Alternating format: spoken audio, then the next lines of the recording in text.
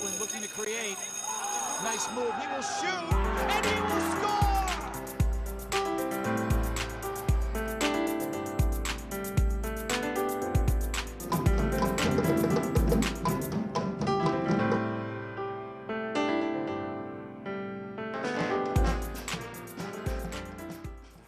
Welcome to Our Schools, Our City. This is actually our first show of 2018. Happy New Year, Mary. Happy New Year back. And we've celebrated our first 2 official snow days of That's the year. right. So Mother Nature was not kind to us. Hopefully the only snow days of this winter. That's what we're hoping for. But you know, it is a nice holiday season. We had such amazing things happen in the schools, our music and our art celebrations. And this second half of the year, we come with a really exciting project, which has now been part of the city fabric for multiple years. That's right. And today we have 4 very special guests that are going to share a little bit more about this project. It's the Somerville High School building project. If anybody has been by Somerville High School or City Hall in the last couple of weeks, you've seen that there's some change already starting to take place. So we want to just introduce our guests real quickly. We have Leo DeSimone. He's a familiar face on our show. Leo is the Associate Headmaster and Director of Career and Technical Education at Somerville High School. Thanks for joining us. Also with us today is Rob King. Rob is the Director of Capital Projects and Planning for the City of Somerville. Thanks for joining us, Rob. Thank you for having me. Also with us is Matt Rice, and Matt has been on our show before, and Matt is a Principal and Project Architect at SMMA. Thanks very much for joining us. And new to our show is Chris Wellington, who is a Project Executive for Suffolk Construction. Thanks very much for joining us, Chris. Thanks for having me. Yeah, so I think it would be good if we just started and told the audience a little bit about each of your kind of backgrounds and your roles as far as the Somerville High School project goes. Leo, maybe you can start because you're really intimate to the project right now. Yes. Sure. Part of my position is as Associate Headmaster and also Career and Tech Ed is to kind of work with Chris and the team to kind of be the liaison between the project and the staff, and trying to make sure that the staff is communicated with and that the students are communicated with, and also that their voices are heard during the project. So they're actually excited.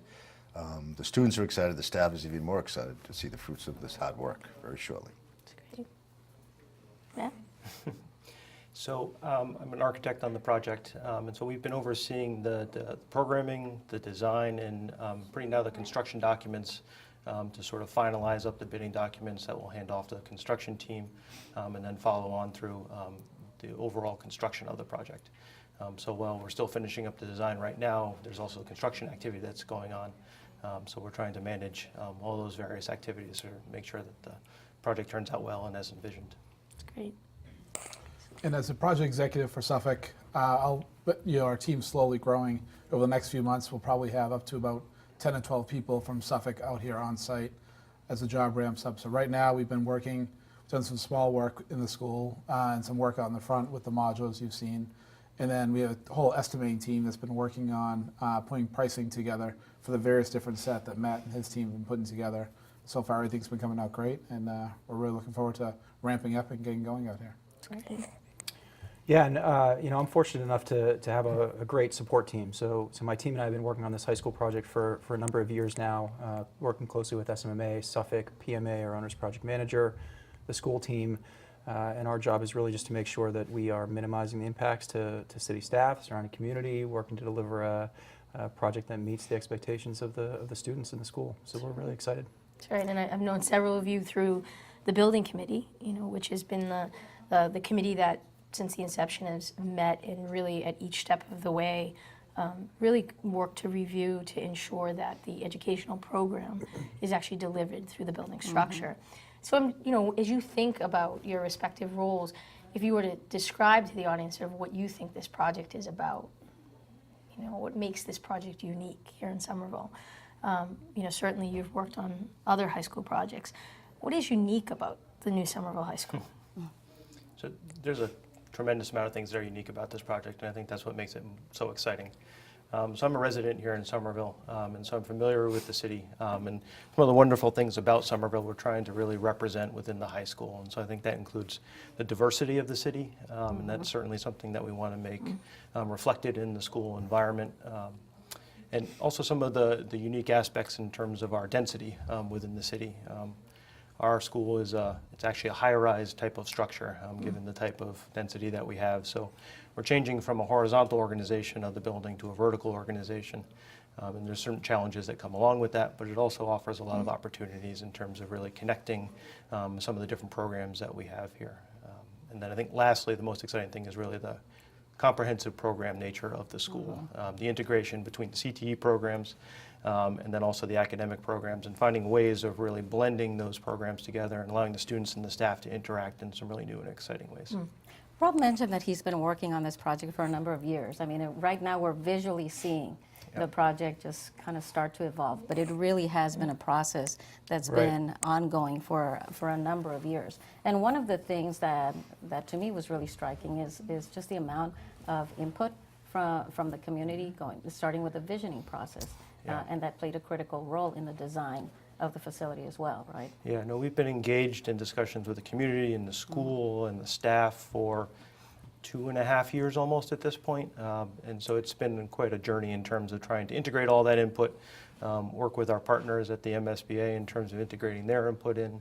And there's just really a tremendous amount of data that we have to sort of sort through, collect, and also make sure that it's not just about sort of meeting the numbers, but we want to make it an inspirational environment. So really trying to capture everyone's hopes and dreams in that built environment is something that we've been working very hard at for a long time. Yeah. And, you know, Rob, from the perspective of the city, it isn't just about Somerville High School building. Exactly. Yeah, right? yeah. There's a lot of really amazing opportunities that we have to leverage this site. So we're looking at this as a whole campus. So we're not just looking at the school as itself. We're looking at how the school relates to the high school, or to City Hall, the central library, to the surrounding community, the future opportunity that we're going to have in Gilman Square with the green line that's on its way, the community path that's going to be constructed as part of that. This is really going to become a tremendous place for the city moving forward. So we're looking forward to those opportunities. Yeah, and one of the things that I was struck by, but also very proud, was that keeping the historical facing has been such an important piece to the community. Yep. And so maybe. Yeah, so we had a number of really great conversations with the Historic Preservation Commission, and that was something that was important to them, to respect the character and the history of City Hall. The same thing with the Central Library. And that's why you see our high school project step back a little bit on the site, so we can still recognize City Hall, the War Memorial, the Central Library, and I think the project comes together much better because of that relationship. So it's great. Absolutely.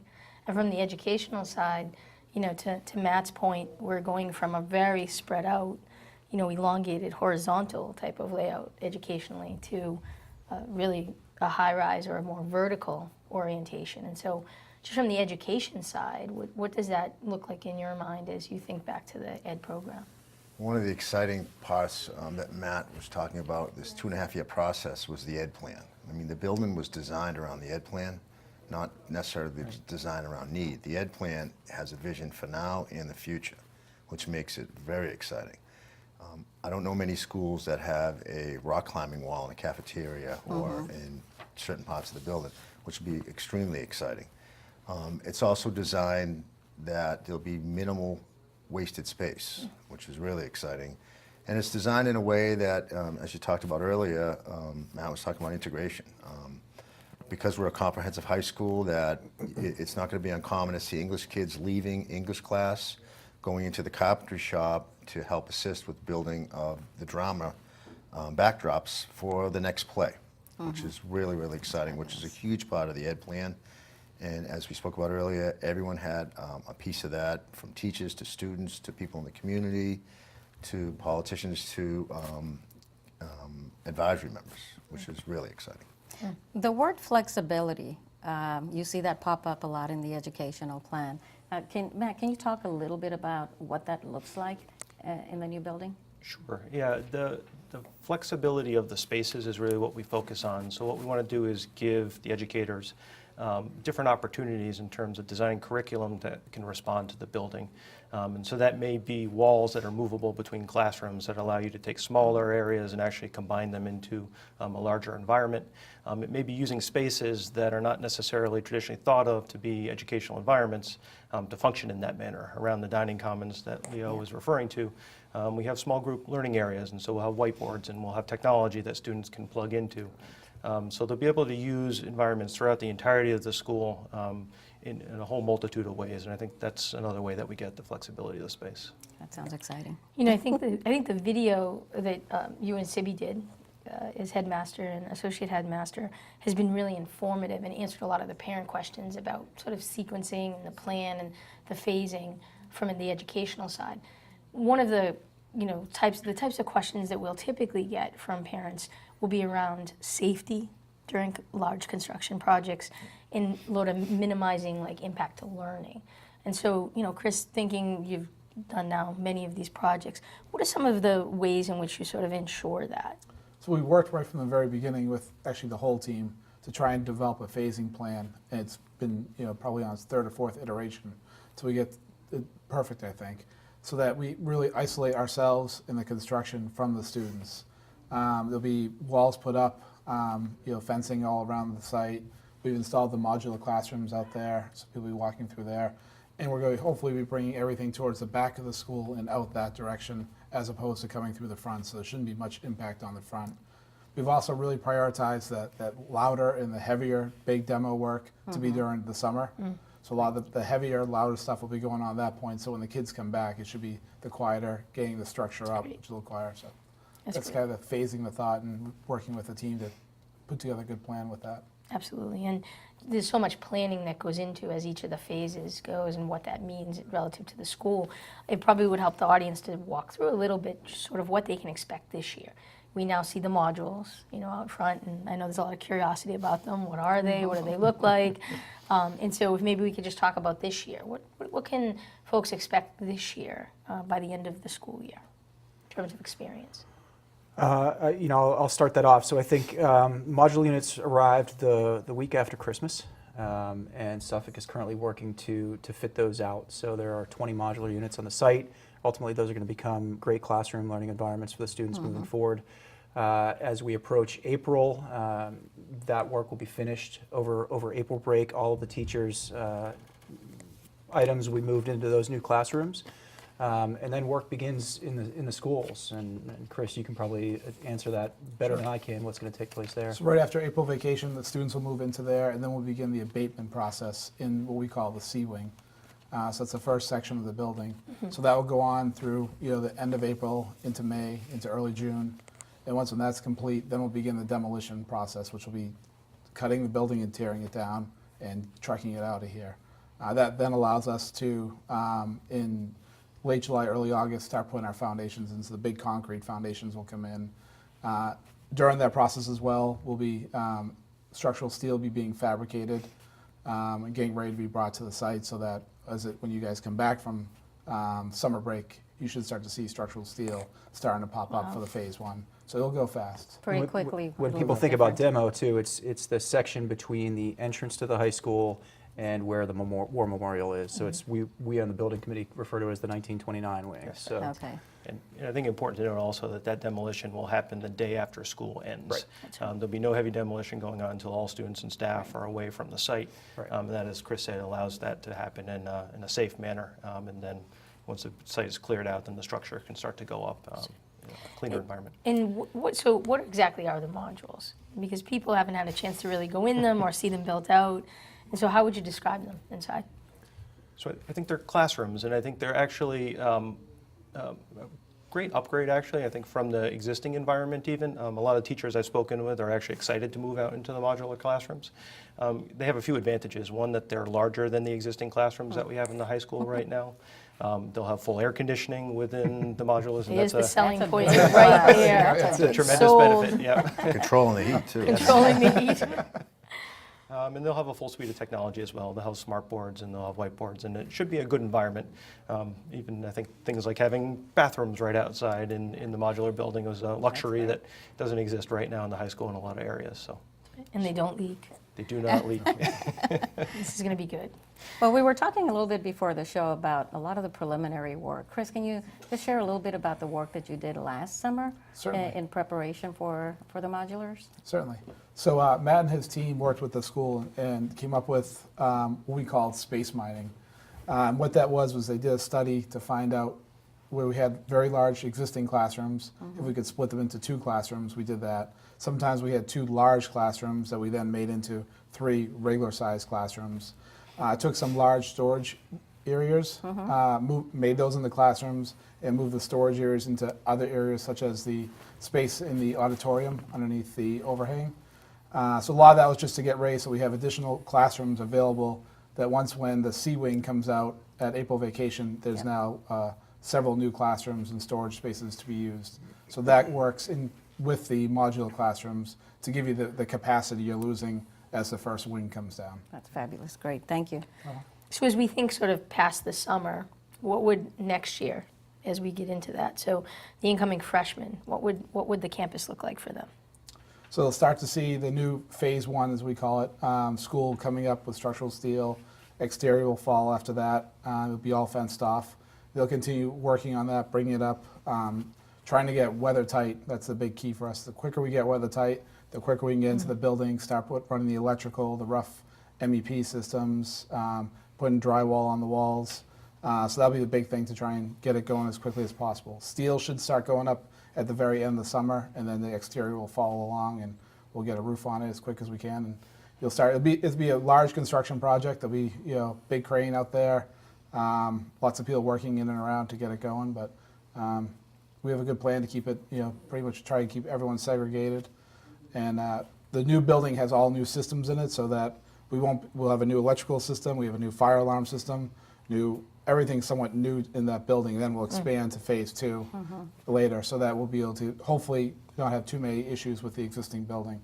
With all new systems, everything isolated, it should go well. And then the cutting and patching between the 2 happens during the summer, so that's when we'll be moving that stuff around. I think one of the really exciting things is that there's going to be a major construction project going on right outside. And so I think when you think about the vocational programs in particular, and really the entire student body, there's a wonderful model that's going to be going on. And I know there'll be opportunities for students both to observe what's going on, but hopefully to get tours through the construction area as well, Absolutely. to sort of see how all this comes together and get a little bit better understanding of sort of the built environment in the I school. mean, that's a really interesting question. So Leo, from the CTE Voc side, how do you sort of see this as the learning opportunity for the kids? Well, I'll begin with, let Chris take it. We have 2 seniors that are interns that Chris interviewed some seniors and chose 2. He chose Emily Sabantino, senior in carpentry, and Jen Cremone, senior in carpentry. All right. Very impressive, All right. yeah. So Chris personally interviewed them with the team, and I'll let you tell what you thought of those 2 students. They're great, very professional. They had a lot of interest in the project, a lot of interest in construction. The Suffolk team also has a lot of it, so it's good to have that. They had great questions about how the process works. They'll actually be starting to do takeoffs on Matt's drawings, which we're getting on Friday. So they're starting with us on the 22nd. So they'll be helping with that process there, and they'll be helping us throughout the project. So something we're really excited about, and we'll continue doing throughout the life of the project. We also will be doing tours through the site. And then if people are interested in learning about construction safety, how to survey, we have a large team that'll be here that would love to show that stuff. Anyone that wants to come through at any point, we definitely like to do that. We like to put the artwork from the students onto the scrim, which goes on the fence. So really, the that's more we can great. engage the school, the better I think Yeah, the whole process will go. It is a great learning opportunity. Yeah, absolutely. We have a fabulous broadcast club at the high school as well that I'm sure would love to be able to document the work Yep. as it's happening. Absolutely, that'd be great. Yeah. And as we think about communication just being such a key piece to all of this, there's so many moving parts, and maybe speak a little bit about both from the city side but also the school side. What's been some of the mechanisms that we use to keep parents up to date, the faculty up to date, students up to date, and just the general public? So from the city side, we have a great communications department that we work with, and the building committee established a website early on that has published all of the information from our public meetings, whether it's minutes from the meetings, agendas to the meetings, all the way to the submissions to the MSBA. Our goal is to make everything available to the community, to the students, so that they know the decisions that we're making, why we're making them, what the benefits are going to be to them and their education when they're here in this building. We also obviously answer questions from the Board of Aldermen or the school committee whenever those questions come in, and we've certainly tried to do what we can to work as closely as we can with the school communications Absolutely. team to answer any questions or concerns that may be coming in from parents. So we think it's worked well, and if there are improvements that can be made, we're open to those suggestions anytime. It's great. In fact, the 22nd of January, I think the building committee is That's right. presenting at school committee, so That's that right. will be an opportunity certainly to watch and be able to hear an update of the actual and see the actual designs and the phases as they're unveiled. Sure. Leo, what about from the school side? Well, similar to what Rob was talking about, I keep the staff right down to the minutes of each meeting. Once they're approved from the building committee or from the construction committee meetings that we have every Wednesday, I send those out to the staff, and they read them. It's amazing when you get input back from the staff, and they tell me that, wow, I just got these minutes from the meeting, and so it's exciting that this is going to be happening, this is going to be happening, this is going to be happening. And the nice thing is they've been involved with, for example, scheduling of the mods. The staff as an administrative team and as a staff, we've been able to schedule the classrooms. As Chris talked about earlier, 27 classrooms are coming offline, 27 classrooms are going back in place. So we have minimized space, very small. People are really not doing without, and as Matt said, they're actually happier with the mods. So. And that communication's on a regular basis. Matter of fact, we had an admin meeting today, and the staff is asking about, are we going to have, more and more updates? Well, there's nothing really to update until April. I mean, now it's just putting everything together, Yep. and then we'll have a regular update. I thought you were going to say more and more mods. So Correct. Might need another site for that. that's right. So if we were to think ahead and just pretend we're sort of doing like a VCR, like a virtual reality, when you think about the design and the layout of the building when it's done, if we were students walking in for the first time or parents, what do you think are the features that you would most likely would grab you? What are the things that stand out? You mentioned the rock climbing wall and the cafeteria as a very unique feature. What else? What is it that's going to be about this project that's just going to be like the ahas? I mean, I could talk about some of the things I've seen from Matt, that it's been designed in a way that light has been used in all of the design plan, that they're taking the most of, the natural light, either from the top of the building, the side of the building, all different angles. I mean, I can talk about classrooms that I've seen through some of the virtual stuff that he showed us, and then I can talk about the vocational areas, which, I mean, that's going to be a wow factor. The restaurant alone, I can't tell you the amount of hours and hours that Matt put in that restaurant, only to have the culinary staff change it again. So, but for the positive, I mean, they went through their advisory committee, they went to restaurants in the South End. This will be a very unique restaurant. You won't see one in another school for a long time, and it's going to be exciting. It's going to have a butcher shop, it's going to have a gluten-free area. It will be exciting. Same as some of the new programs we're putting in, which is part of the ed plan. We're going to have heating and air conditioning, plumbing, and we'll be the second school in the state to have a barbering program.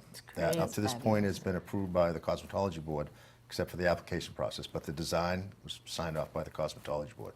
Be extremely exciting. Our students and community asked for it. That's why we planned it. Well, part of it, if I remember correctly, part of the vision, the original vision, was to connect the school's career and technical education program with the community a little bit more. Besides the restaurant, in what other ways will we be able to do that, or do you envision that we might be able to do that? Well, the barbering program was one. I mean, if you've driven through Somerville, it's 4 square miles. There are more and more barbershops going up every day. Interesting, yeah. And so we have a diverse population where students want to do this.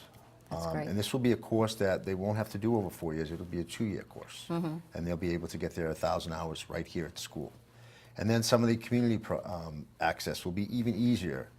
For example, the automotive shop for services for the public, and cosmetology for the elderly, which will be able to plan to have a luncheon and get their hair done very close to one another. That's great. So and the options that the rooms will have for the community in the evening as well, multi-purpose rooms. And Fabville? Fayetteville just keeps growing. It's been a huge success. Matter of fact, I was down there last night. We had a class of 20 people here. And the new fab design will be another unique, which had a lot of input from the community and MIT on how we're going to have that well into the 21st century. It's wonderful. What else? What do you, when you kind of think about the end result, what do you think will grab people the most? I think Leo touched on a lot of it, but I think the string that ties all that together is a sense of openness and sort of welcoming to the school. And so that the transparency that we're trying to build in from the immediate point when you walk through the main entrance and you can look through the dining common space and look out towards Medford all the way to the building. We don't have a cafeteria space that's closed in the basement anymore, but it's really part and parcel of the entire school environment. You can see straight ahead to the wonderful new gymnasium that's going to be renovated, and the existing glass that's in there we're going to refurbish and sort of make sure that it can really sing as a space through there. But immediately connected right as you walk through the main entrance. And then if you look left, you might see the climbing wall that Leo alluded to. If you look right, you'll see the administrative area. So everything is intended to be transparent, so the learning can really be visible throughout. And so there's just a sense of connectivity for the students and staff and the community coming into the building after hours that's pervasive throughout the entire environment. I think that's going to be the biggest change from the school today, which is doing wonderful things, but it's doing it in enclosed environments. And so it's tough to see really the great things that are going on all the time. We're also creating open space, right? I mean, it's going to be a tremendous benefit to the community. People south of Highland Ave are going to be able to walk onto a great campus that has an improved pedestrian environment, walk down to a newly created a field that's going to be open to people, get down to the community path, down to the Green Line, connecting people to Gilman Square. These are opportunities that we just didn't have in the past that we're realizing as part of this project. So it's really exciting. It truly is what you mentioned earlier. It's a campus. That's It's right. not just a building. That's right. I mean, I think the open space is what really jumps out to me, is that right now it's very difficult for students to go out in a structured way. But the idea of having an outdoor classroom, the idea of being able to go out and use the field or to use the frontage, the sense of sort of nature being a part of the school is something you just don't get that sense in older buildings. And so this is really that opportunity to be able to do. Matt, you have a couple of younger students at this point that they'll be going in. They're about how old now? So I have a first grader and a fifth grader, 11 and 7 years old. So they'll certainly be benefiting from. They will, hopefully, if Chris's team does a great job. Pressure's on. My son will be there as a freshman in the first year that it's all fully complete, so it's very exciting, yeah. Yeah. That's And so maybe just speak from the parent, separate out that Matt Rice official, but just from the parent, what does it mean to be in a city that has this kind of a resource? I mean, it's a wonderful feeling, actually, to know that the city and the community is committed to this project. We saw that with the override vote that happened in the past fall. It was just a resounding level of support for the project.